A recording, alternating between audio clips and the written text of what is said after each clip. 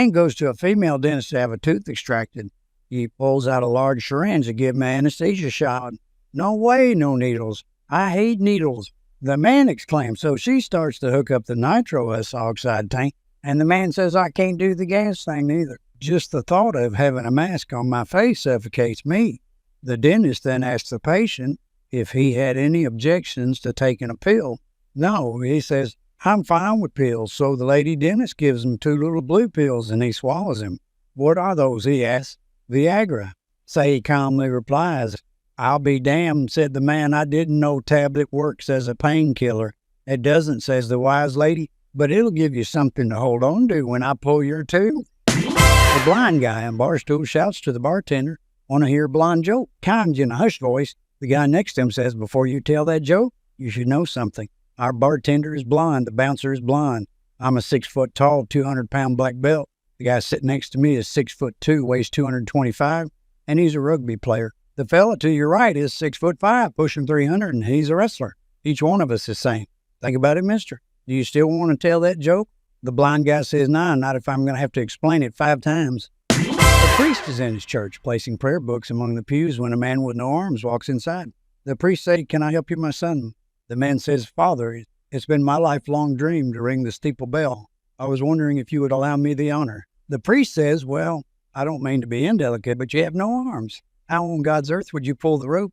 Well, I think I have that figured out. Man said, if you would allow me to demonstrate. Very well. The priest said, and he led the man up the staircase to the steeple where the bell is. Without a word, the man bends over it at the waist and runs face first into the bell. It lurches forward with a loud bong, but on the way back it hits the man and knocks him off the steeple, and he falls all the way to the ground.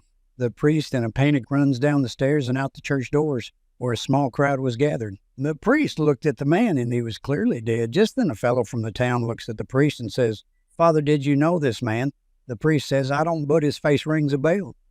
Next day, a man walks in the church and says, Father, it was my brother that fell from your steeple yesterday. All he ever wanted to do was ring that bell. I wonder, would you allow me to ring the bell in his honor? The priest notices that this man has both arms, so he agrees and leads him up to the steeple. Once they get up there without a word, the man bends at the waist as his brother did and runs face first into the bell. It goes bong, and on the recoil, it hits the man and knocks him off the steeple to his death.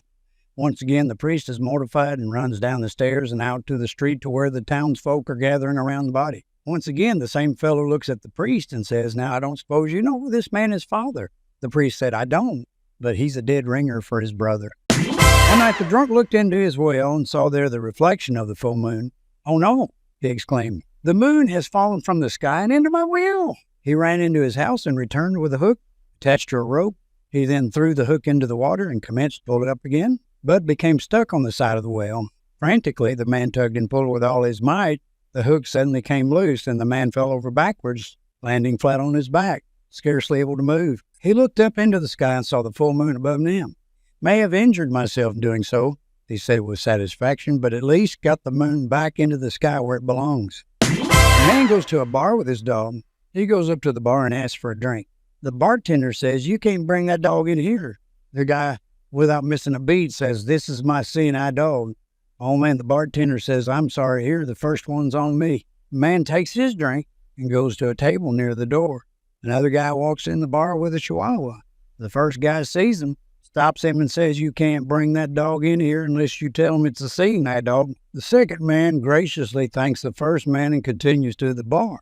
He asks for a drink. The bartender says, hey, you can't bring that dog in here.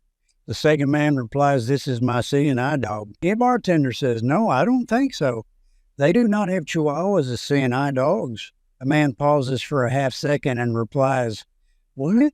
They gave me a chihuahua. A preacher was becoming terribly distracted by a man who came to church every Sunday and slept through the entire sermon. One Sunday, the preacher decided to do something about it. As he began to preach, the man, true to form, fell fast asleep. Whereupon the preacher said quietly, everyone who wants to go to heaven, stand up. The entire congregation immediately stood up, except the sleeping man when they sat down.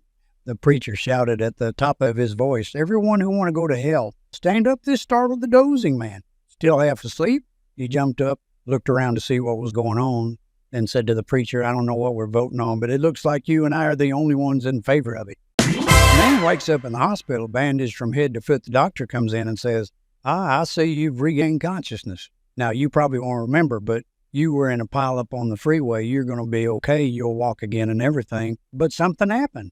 I'm trying to break this gently.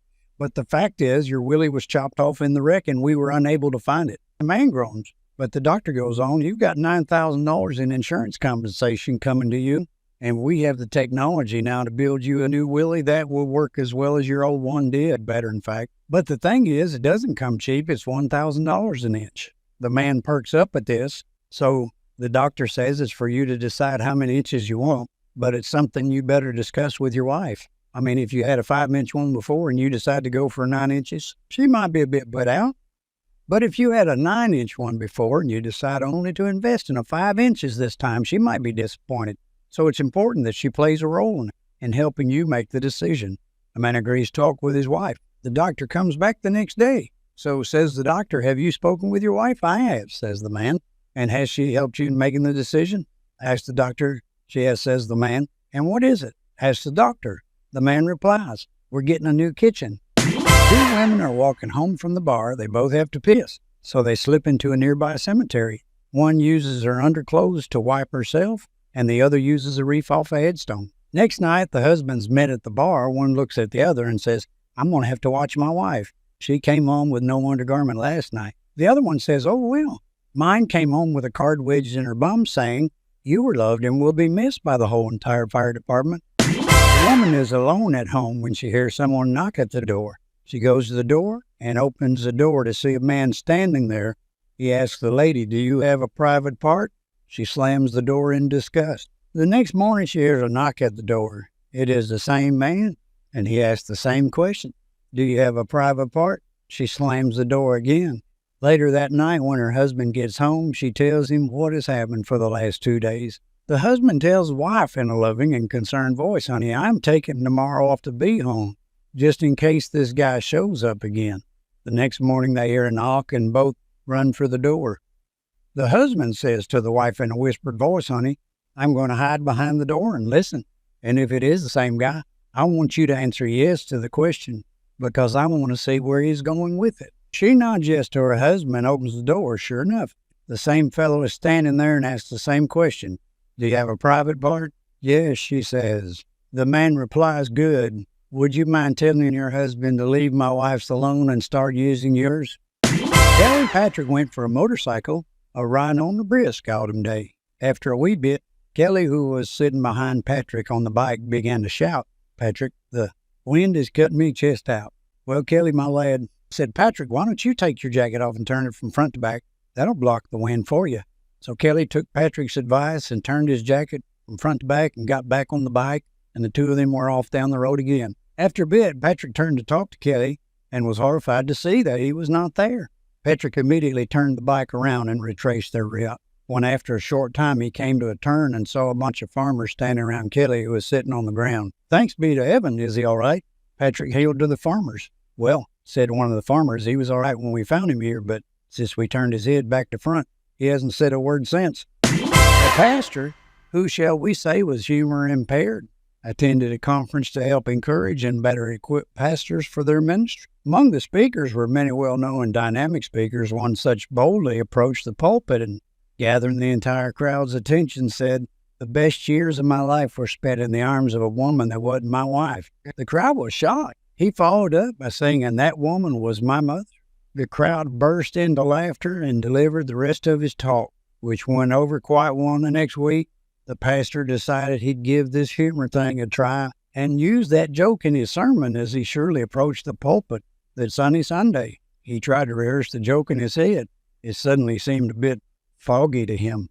Getting to the microphone, he said loudly, the greatest years of my life were spent in the arms of another woman that was not my wife. The congregation inhaled half the air in the room. After standing there for almost 10 seconds in the stunned silence, trying to recall the second half of the joke, the pastor finally blurted out, and I can't remember who she was.